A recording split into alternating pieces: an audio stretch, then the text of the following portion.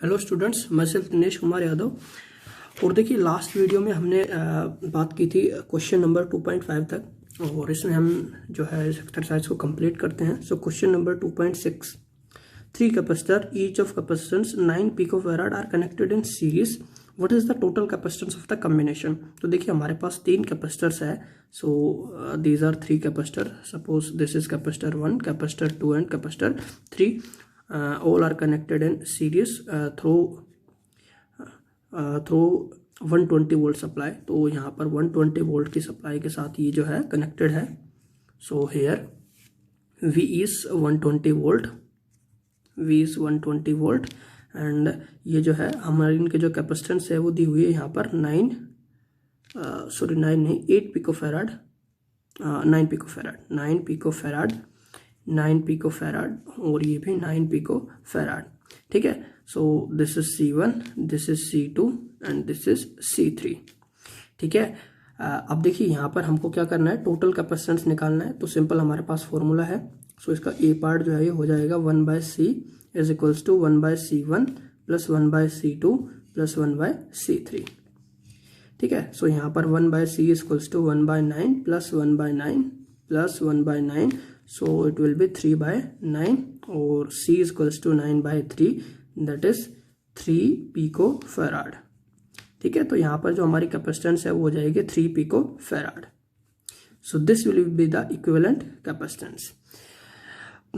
Next part देखिए, इसका part B जो है इसमें क्या दिया हुआ है। सो पार्ट बी है, what is the potential difference, what is the potential difference across each capacitor if the combination is connected to a 120 volt supply. कि ये जो कॉम्बिनेशन है अगर 120 वोल्ट की सप्लाई से है कनेक्ट है तो इन तीनों के अक्रॉस जो पोटेंशियल डिफरेंस है वो कितना होगा। ठीक है। तो यहाँ पर देखिए, इसके अक्रॉस पोटेंशियल डिफरेंस मान लेते हैं V1 होगा, इसके अक्रॉस पोटेंशियल डिफरेंस हो गया V2 और इसके अक्रॉस पोटेंशियल डिफरेंस हो गया V3। अब ये जो है यहाँ पर होगा V जो है वो हमारा V1 plus V2 plus V3 इसके बराबर होगा। यहाँ पर जो V है वो हमें दिया हुआ है 120 वोल्ट। ठीक है। अब देखिए, जो हमारा भाई पोटेंशियल होता है हमने पढ़ा है that C is equals to Q by V। ठीक है। तो मतलब जो हमारा पोटेंशियल है C is inversely proportional to V। जो कैपेसिटेंस है वो डिपेंड करती है पोटेंशियल के ऊपर। ठीक है। या हम ये भी कह सकते हैं पोटेंशियल डिपेंड करता है कैपेसिटेंस पे। अगर कैपेसिटेंस ज़्यादा होगी तो पोटेंशियल हमारा कम होगा। ठीक है। अब देखिए, यहाँ पर जो कैपेसिटेंस है सबकी कैपेसिटेंस सेम है, सबकी कैपेसिटेंस सेम है, मतलब सबके अक्रॉस जो पोटेंशियल होगा V1 V2 V3 वो सेम होगा क्योंकि ये C पर डिपेंड कर रहा है। तो जितने भी हमारे कैपेसिटर होंगे सबके ऊपर सेम चार्ज स्टोर होगा। ठीक है। तो Q सेम हो गया तो C प्रोपोर्शनल हो गया एक V के।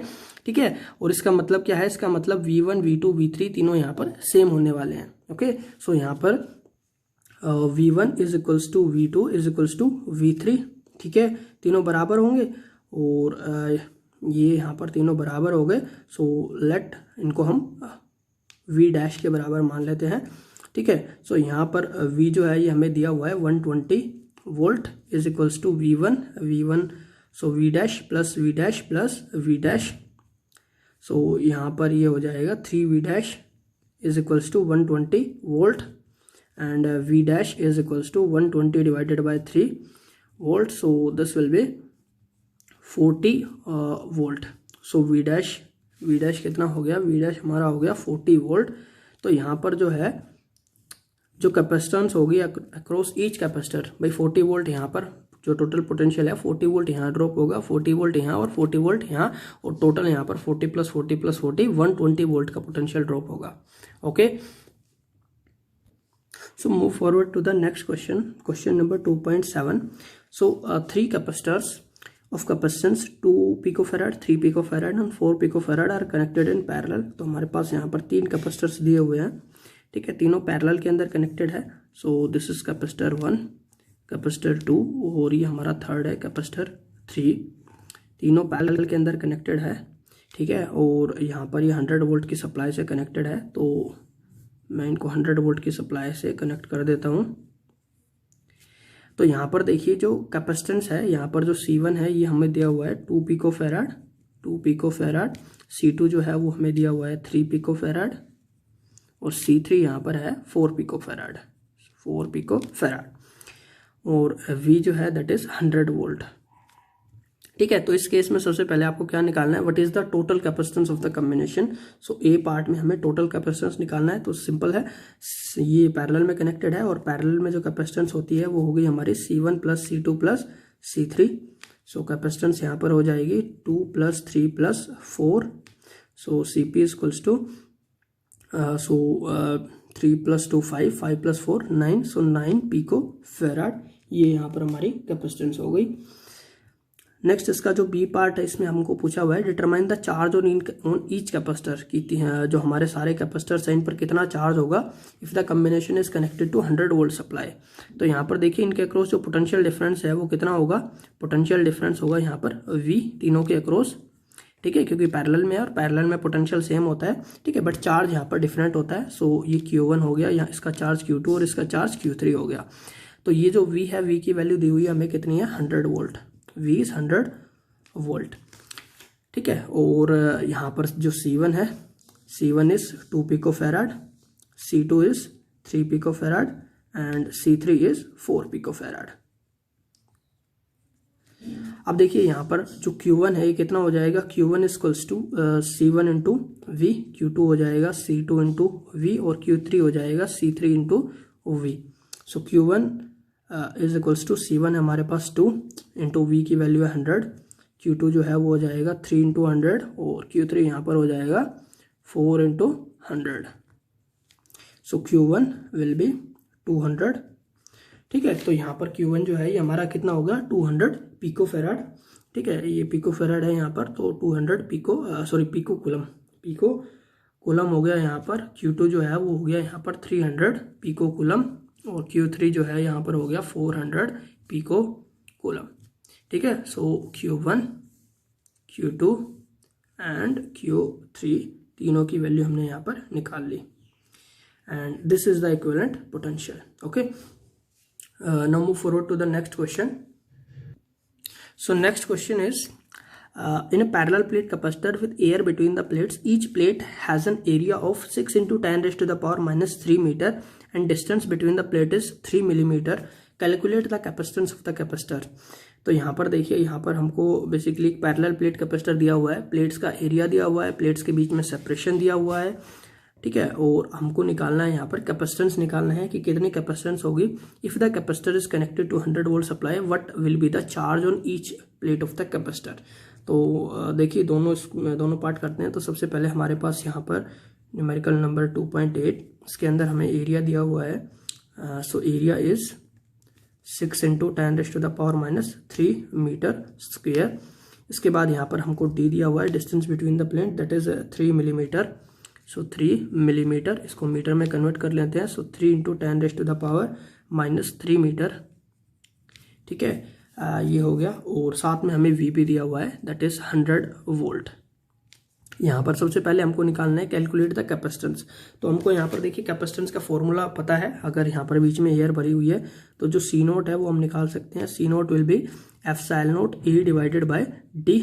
यहाँ पर एप्सिलॉन नोट जो है इसकी वैल्यू होती है 8.85 multiply by 10 raised to the power minus 12 into area जो है वो है यहाँ पर 6 into 10 raised to the power minus 3 divided by D is 3 into 10 raised to the power minus 3। और इसको हम सोल्व करेंगे तो ये हमें मिलेगा 1.77 multiply by 10 raised to the power minus 11 farad, ठीक है। तो ये यहाँ पर हमारी कैपेसिटेंस कितनी हो गई, C naught is 1.77 into 10 raised to the power minus 11 farad. तो ये इसका फर्स्ट पार्ट हो गया। नेक्स्ट पार्ट इसी क्वेश्चन में पूछा है what will be the charge on each capacitor, ठीक है। अगर हम इसको 100 वोल्ट की सप्लाई से कनेक्ट कर देते हैं, सो हमें यहाँ पर Q निकालना है। सो डायरेक्ट फॉर्मूला है Q equals to C into we.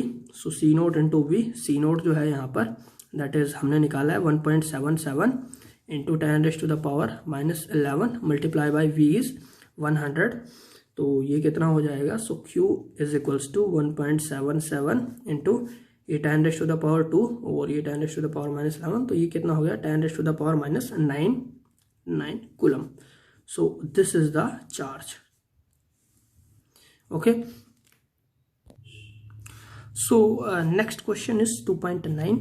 Explain what would happen if the capacitor given in exercise 2.8, a 3 mm thick mica sheet of dielectric constant 6 is inserted between the plates. तो यहाँ पर देखिए अब क्या है, अब same जो हमारा लास्ट क्वेश्चन था, ठीक है, उसी क्वेश्चन के अंदर, ठीक है, वहाँ पर क्या है, अभी हमने एक 3 मिलीमीटर की जो माइका शीट है जिसका डाइलेक्ट्रिक कांस्टेंट 6 है, उसको इंट्रोड्यूस करा दिया है प्लेट्स के बीच में। सो while the voltage supply remains constant, तो अगर हम वोल्टेज सप्लाई को कांस्टेंट रखें तो जो कैपेसिटर है हमारा, ठीक है, so what would happen if the capacitor, तो यहाँ पर क्या होगा, ठीक है, कैपेसिटेंस के साथ क्या होगा, चार्ज के साथ क्या होगा, अगर हमारी जो सप्लाई है उसकी जो वोल्टेज है वो अभी भी कनेक्टेड है, ठीक है, बट जो मीडियम है उसके भी जो मीडियम है वो चेंज हो गया है कैपेसिटर की प्लेट के बीच में। तो देखिए लास्ट में हमने देखा था कि जब यहाँ पर एयर थी तो एयर के केस में कैपेसिटेंस हमारी आई थी C नोट, ठीक है, दैट इज 1.77 इंटू 10⁻⁻11 फैराड, और चार्ज जहाँ वहाँ पर स्टोर हुआ था 1.77 इंटू 10⁻⁹ कूलम। अब हमने क्या किया है, जो हमारी कैपेसिटर की जो प्लेट है उन प्लेट के बीच में जो मीडियम है वो यहाँ पर चेंज कर दिया है, और मीडियम चेंज किया है, और उस मीडियम का डाइलेक्ट्रिक कांस्टेंट है यहाँ पर 6, तो K की वैल्यू यहाँ पर 6 दी हुई है और उसको हमने चेंज कर दिया है। तो 2 सिनेरियो में हमने यहाँ पर बताना है कि भाई चार्ज और कैपेसिटेंस क्या होगा। सबसे पहला है while the voltage supply remain connected, so while the voltage supply remain connected voltage remain constant. अब देखो वोल्टेज भाई उतनी ही है तो वोल्टेज तो यहाँ पर कांस्टेंट रहेगी, भी यहाँ पर चेंज नहीं होगा।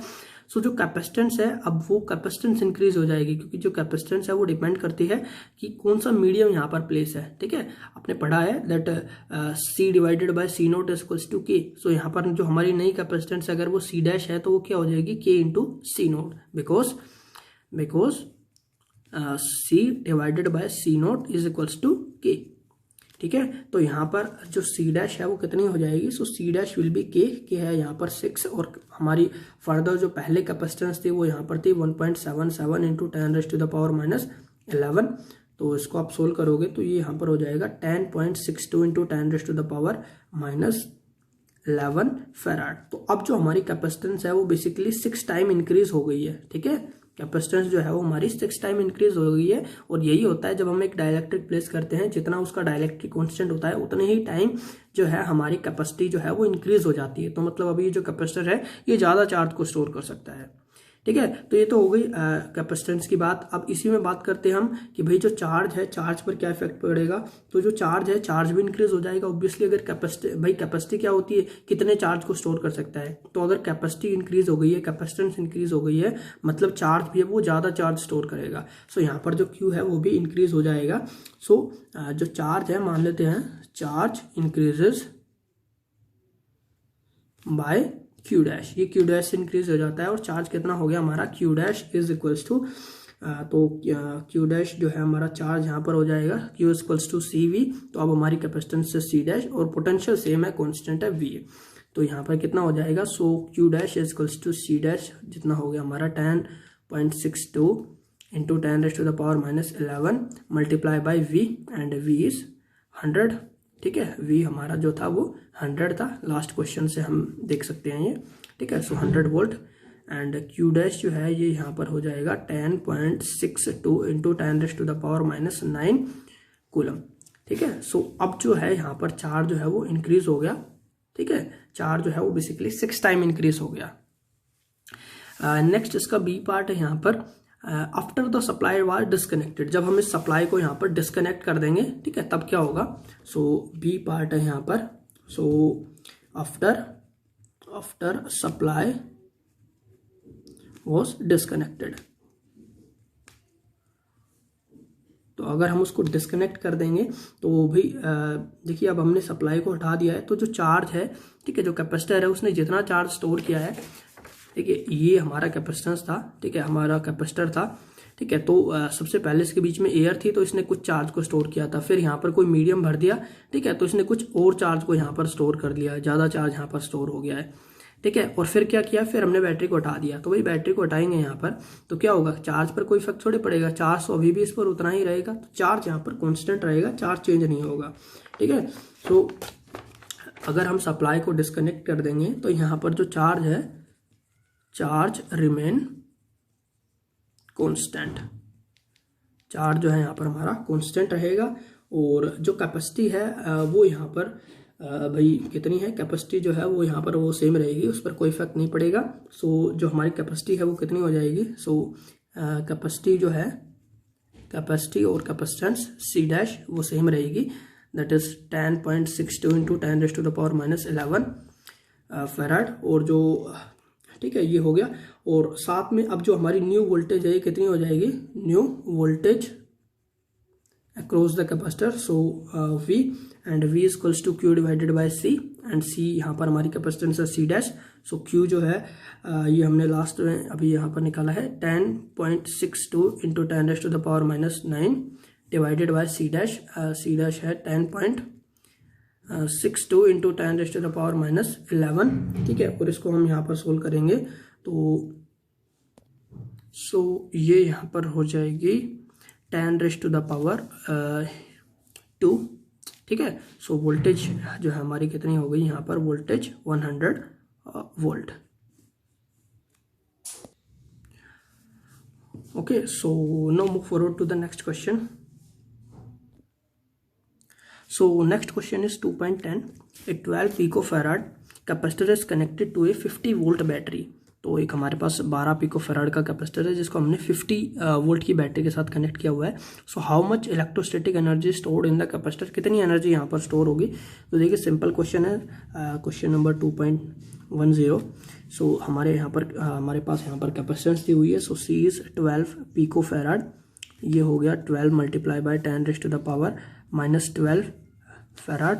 इसके बाद जो बैटरी है इसकी यहाँ पर दी हुई है कितनी वोल्टेज है, so V is 50 volt and we have to find energy, so energy is equals to half CV square, और यहाँ पर डायरेक्ट हम इनके वैल्यू को पुट कर देंगे। सो 1/2 C is 12 into 10⁻⁻12 multiply by V is 50, so 50 into 50, और इसको हम यहाँ पर सोल्व करते हैं तो यहाँ पर हमें मिलेगा 1.5 into 10⁻⁻8 joule. So energy stored by the capacitor is 1.5 into 10⁻⁻8 joule. Okay, now move forward to the last question of the exercise.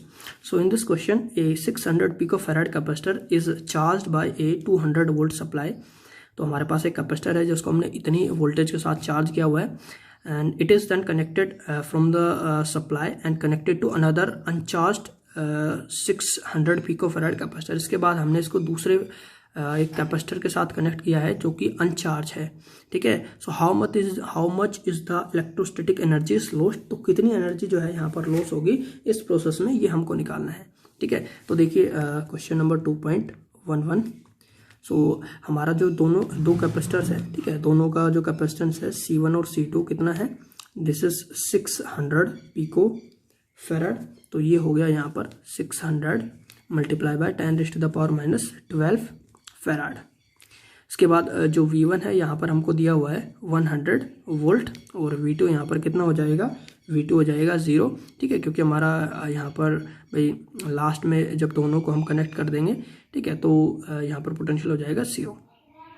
अच्छा, नेक्स्ट यहाँ पर how much is the electrostatic energy is lost, कितनी energy loss होगी यहाँ पर, ठीक है। तो लॉस ऑफ एनर्जी का हमारे पास डायरेक्ट फॉर्मूला है, लॉस ऑफ एनर्जी, जब हम कैपेसिटर को कनेक्ट करते हैं तो एनर्जी लॉस कितना हो गया यहाँ पर, C1 C2 into V1 minus V2 इसका whole square divided by 2C1 plus C2, ठीक है। यहाँ पर डायरेक्ट हम फॉर्मूला यूज़ करेंगे, C1 जो है ये हमारे पास 600 into 10⁻⁻12, C2 is also 600 into 10⁻⁻12 and V1 is 100, so 100 minus 0, sorry 100 नहीं, दिस इज 200, सो 200 माइनस 0 इसका square divided bye 2 C1 plus C2, सो 600 इंटू 10⁻⁻12 प्लस 600 इंटू 10⁻⁻12, और इनको हम ऐड करेंगे यहाँ पर और उसको हम सोल्व करेंगे, तो यहाँ पर हमारा आंसर होगा 6 into 10⁻⁻6 joule. So this is loss of energy,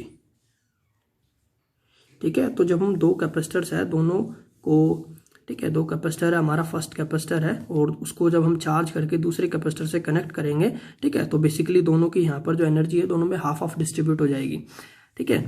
so half energy का यहाँ पर लॉस हो जाएगा। Okay, so this is the loss of energy and this is all for today and thank you for watching this video.